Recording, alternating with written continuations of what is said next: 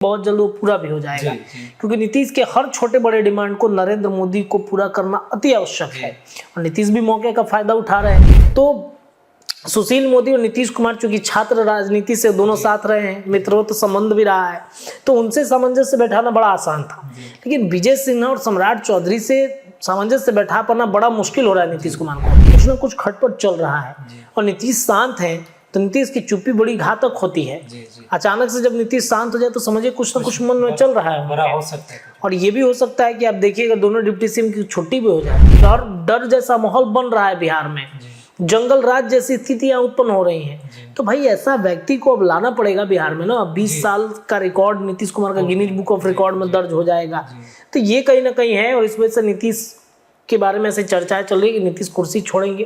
Panorama group, जो सोचता है वो करता है, आपके अपने सपनों का आशियाना। नमस्कार, भारत लाइव देख रहे हैं आप और यह है हमारा स्पेशल कार्यक्रम रातों रात, यानी कि वो खबर जो रात में हो चुकी है और वैसा खबर जो आज सुबह होने वाला है और आने वाला है खबर। हमारे साथ अभी हमारे सहयोगी बैठे हुए हैं रत्नेश जी। इनसे हम जानना चाहेंगे कि आखिर अभी बिहार की राजनीति में क्या चल रहा है और क्या होने वाला है, कैसा माहौल है अभी राजनीति में। तो सबसे पहले रत्नेश जी, हमारा ये प्रश्न है कि आरजेडी में सेंधमारी होने वाली है, तो आखिर वो कौन है जो सेंधमारी करने वाला है? देखिए, आरजेडी में या फिर जदयू में किसी भी पार्टी में सेंधमारी तब होती है जब ऐसा लगता है कि उस पार्टी में उस नेता का या फिर विधायक का वो कद नहीं रह गया। वो कद उस पार्टी से उसको या तो इग्नोर किया जा रहा है या फिर पार्टी को उसकी ज़रूरत नहीं है। ये भी हो सकता है कि शायद वो वोट बैंक जो वो लाना चाहता है, जैसे मान के चलिए आरजेडी के अंदर एमवाई समीकरण है, एमवाई समीकरण पर वैसे नेताओं को लगाया गया। एमवाई समीकरण के साथ अति पिछड़ा समाज का एक बड़ा वोट बैंक जुड़ता रहा है हमेशा लालू प्रसाद यादव के साथ में।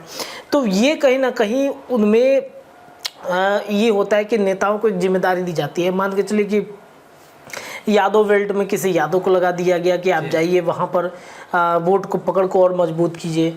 दलित कोई नेता है तो उनको उनके क्षेत्र में लगाया जाता है कि आप दलितों के बड़े नेता हैं तो आप उस वोट बैंक को लेके आइए। लेकिन कभी कभी क्या होता है ना कि पार्टी या संगठन जो है वो कभी कभी ओवर कॉन्फिडेंस में चला जाता है।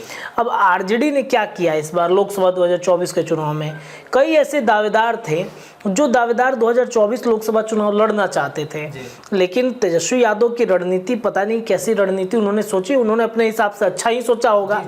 और कई ऐसे बड़े नेता थे जो पार्टी के अंदर मजबूती के साथ लगे हुए थे लालू प्रसाद यादव के लिए, तेजस्वी यादव के लिए, उनको टिकट नहीं मिला जिससे उनमें नाराजगी बढ़ गई। अब नाराजगी देखिए श्याम रजक की कैसे सामने आई। वो चुनाव लड़ना चाहते थे, उनको टिकट नहीं दिया गया, घुमाया गया। अंततः श्याम रजक का क्या हुआ, दलितों का एक बड़ा वोट बैंक उनके साथ है, एक बड़े नेता हैं, वो अब पार्टी से निकल गए। अब श्याम रजक के माध्यम से जो दलित वोट बैंक लालू प्रसाद यादव के साथ जुड़ेगा वो तो अब नहीं जुड़ेगा। श्याम रजक अब आ गए इधर तो वो अपने साथ एक वोट बैंक समेटेंगे ना। जदयू के अंदर हैं वो, और जदयू के अंदर श्याम रजक को एक बड़ी जिम्मेदारी दी गई है, उनको महासचिव बना दिया गया है। संगठन में बड़ा बदलाव नीतीश कुमार कर रहे हैं और नीतीश कुमार बड़े सोच समझकर संगठन में बदलाव कर रहे हैं।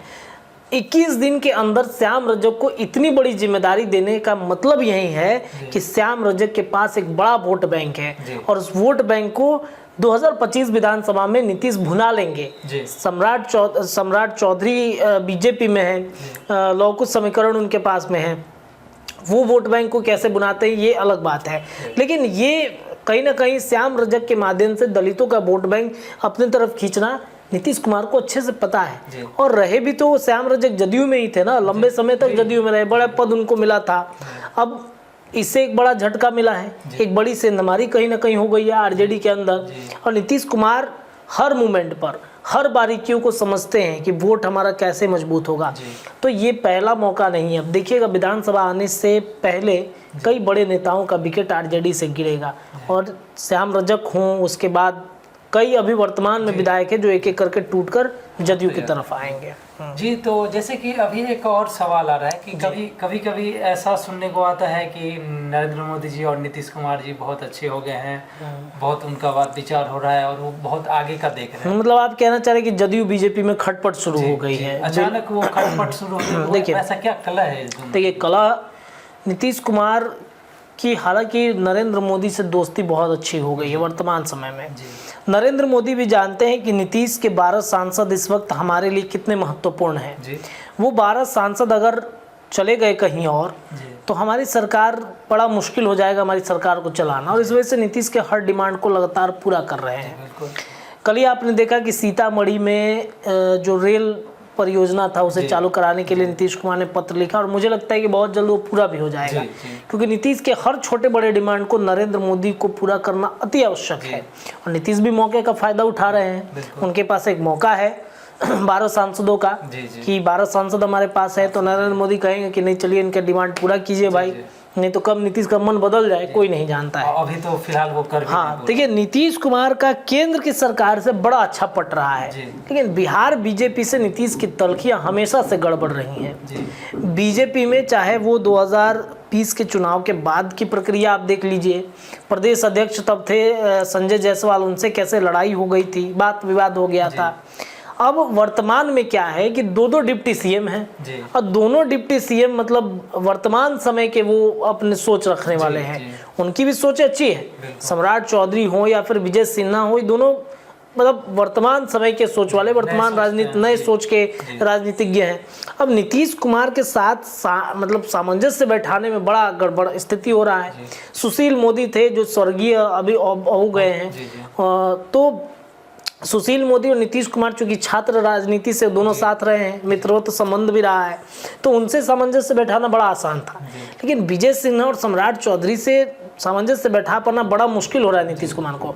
हालांकि इस मामले में अगर देखा जाए तो सम्राट चौधरी ने बहुत हद तक नीतीश कुमार के सामने मतलब अपने आप को ये दर्शाने की कोशिश की है कि मतलब हम आपके लिए जो आप बात कहेंगे वो मानने के लिए तैयार हैं। आपने देखा पगड़ी उतार दिया, संकल्प उन्होंने तोड़ दिया, जो संकल्प नीतीश को हटाने के लिए था, नीतीश के रहते वो संकल्प तोड़ना पड़ा उनको। तो सम्राट चौधरी ने खुद को कहीं ना कहीं एक तरीके से कहे तो नीतीश के सामने कहा कि नहीं, जैसे जेपी नड्डा ने हाथ जोड़ा था वैसे ही सम्राट चौधरी भी हैं।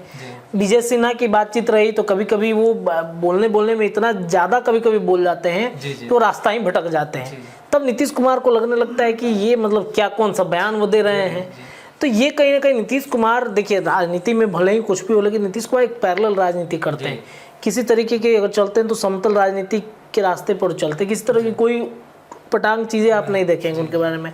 तो ये अब देखिए क्या है कि कई ऐसे कार्यक्रम हुए हैं हाल के दिनों में, कई ऐसे कार्यक्रम हुए हैं। बापू सभागार में एक कार्यक्रम होता है, पर्यटन के विकास को लेकर के कार्यक्रम होता है, विधि व्यवस्था को लेकर नीतीश कुमार एक आपात बैठक बुलाते हैं जिसमें प्रशासनिक महकमे के सभी लोग मौजूद हैं। दोनों डिप्टी सीएम को भी मौजूद रहना चाहिए था, लेकिन दोनों डिप्टी सीएम गायब हैं। इसके अलावा बापू सभागार में एक कार्यक्रम होता है, उसमें भी दोनों जदयू का कोई नेता नहीं रहता है। बीजेपी अपनी रणनीति बना रही है, जदयू अपनी रणनीति बना रही है। तो ये कहीं ना कहीं कार्यक्रमों से गायब होना अचानक से, पहले तो जब बना था एनडीए गठबंधन बिहार में तो बहुत मतलब सामंजस्य लग रहा था, लेकिन अचानक से जब गायब हुए सभी लोग, हर कार्यक्रम से गायब हो रहे हैं, तो ऐसा लग रहा है कि कुछ ना कुछ खटपट चल रहा है। और नीतीश शांत हैं तो नीतीश की चुप्पी बड़ी घातक होती है। अचानक से जब नीतीश शांत हो जाए तो समझिए कुछ ना कुछ मन में चल रहा है हो सकता है। और ये भी हो सकता है कि आप देखिएगा दोनों डिप्टी सीएम की छुट्टी भी हो जाए। नरेंद्र मोदी या अमित शाह किसी भी हद तक रिस्क नहीं लेना चाहते हैं, नीतीश कब भाग जाएंगे कोई भरोसा नहीं है। तो इस वजह से दोनों के बीच, जदयू बीजेपी के बीच में जो है तलखियां बढ़ रही हैं। जी, तो जैसे कि आप भी जानते हैं कि नीतीश कुमार को लेकर हमेशा कुछ ना कुछ नया खबर आता है, नया खबर बना रहता है। तो अभी एक खबर बन रहा है कि नीतीश कुमार कुर्सी छोड़ सकते हैं। क्या ऐसा हो सकता है? क्या नीतीश कुमार कुर्सी अपना छोड़ सकते हैं? देखिए उनके उत्तराधिकारी की खोज जारी है, उत्तराधिकारी कौन बनेगा। अब नीतीश मान के चलिए कि उन्होंने 2020 में ही कहा था कि ये मेरा अंतिम चुनाव होगा। अब 2020 के बाद 5 साल और बढ़ गया, 25 हो गया। नीतीश कुमार को भी गुड रिटायरमेंट बीजेपी देना चाहती है। इसके अलावा एक और बात, बड़ी बात हम बोलना चाहेंगे यहाँ पे कि जदयू के अंदर भी कई ऐसे दावेदार हैं जो ये चाहते हैं कि नीतीश कुमार को गुड रिटायरमेंट देकर या तो जदयू से कोई व्यक्ति को आगे कर दिया जाए खड़ा, अब बीजेपी के पास क्या है, बीजेपी ने भुनाने की कोशिश की सम्राट चौधरी के नाम पर कि सीएम बनेंगे, लेकिन वहाँ उनकी भी जो संभावनाएं समाप्त हो रही हैं। अब जदयू फिर से एक बार मान के चलिए कि नीतीश 2025 में एक बड़े बहुमत के साथ आ गए, किसी भी गठबंधन में रहेंगे, तो नीतीश की पार्टी जदयू के अंदर एक पावर होगा जो उनके 9 रत्नों में से अगर कोई एक व्यक्ति कहे कि नहीं सीएम के दावेदार मतलब इन्हें बना दिया जाए या फिर हम हैं सीएम के दावेदार, तो उनके उत्तराधिकारी की खोज तो जारी है ना।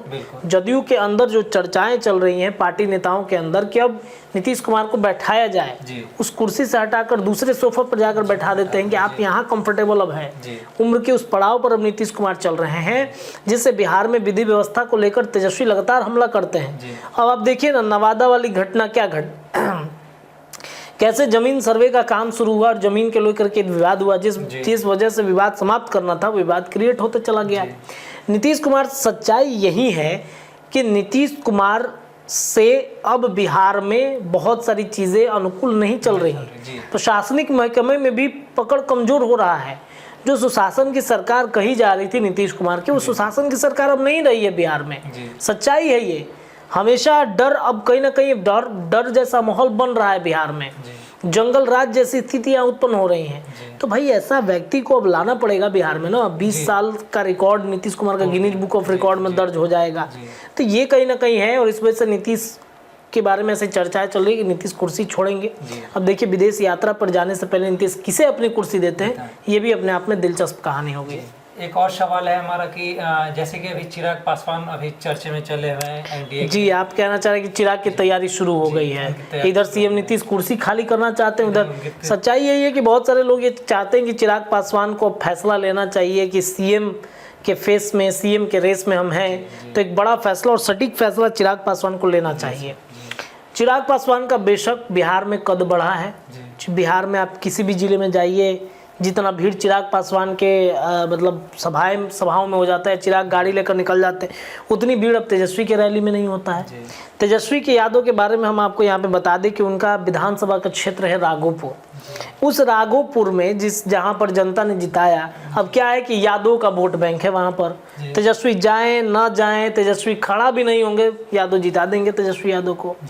वहाँ पर क्या है कि आज जाकर स्थिति देखिए, बाढ़ में लोग डूब रहा है वहाँ पर राघोपुर में, वहाँ पर दयनीय स्थिति है। क्या तेजस्वी यादव को विदेश घूमने से फुर्सत है कि बाढ़ में जाकर घूमेंगे? चुनाव तो नहीं है, चुनाव रहता 2025 का। तो अगर मान के चले, देखिएगा मैं आज 1 साल पहले इस बात की घोषणा आपको कर देता हूँ कि 25 के चुनाव में तेजस्वी यादव बाढ़ में नाव लेकर नहीं निकल गए अपने क्षेत्र में, तब फिर कहिएगा। 2020 में भी हमने यही देखा था, कई बार नहीं घूमे तेजस्वी, लेकिन 2020 के विधानसभा में नाव पर बैठकर भटभटाते एकदम निकल गए अपने क्षेत्र में। कहा कि देखिए नीतीश कुमार क्या हो रहा है, बाढ़ से जनता त्रस्त है। अरे भाई 1 साल पहले या 2020 के बाद आपको नहीं दिखता है? बाढ़ तो हर साल आती है। कितने बार आप अपने गए हैं विधानसभा क्षेत्र में घूमने, बताइए। विदेश यात्रा पर चले गए, विदेश यात्रा पर जाने से पहले बिहार में आपको घूमना चाहिए था ना, पता करना चाहिए था ना क्या चल रहा है। राघोपुर, नवादा, ये देखिए चिराग पासवान को लेकर के जो तैयारी उन्होंने शुरू की है। चिराग पासवान का ओहदा इतना अब बढ़ते चला जा रहा है कि झारखंड में जाकर उन्होंने भीड़ जो इकट्ठा किया है, वहाँ पर झारखंड में सीएम के अलावा किसी भी नेता मंत्री के कार्यक्रम में भीड़ नहीं होता जितना आज चिराग के कार्यक्रम में हुआ था। कल चिराग पासवान विधानसभा का चुनाव की तैयारी कर रहे हैं और अब देखिए टिकट मिले ना मिले अलग बात है, लेकिन चिराग की वजह से एनडीए गठबंधन भी तो मजबूत हो रहा है ना। वहाँ पर अगर कुछ सीटों की डिमांड उन्होंने रखी है तो शायद एनडीए सोचेगा, बीजेपी सोचेगी, टिकट भी देगी।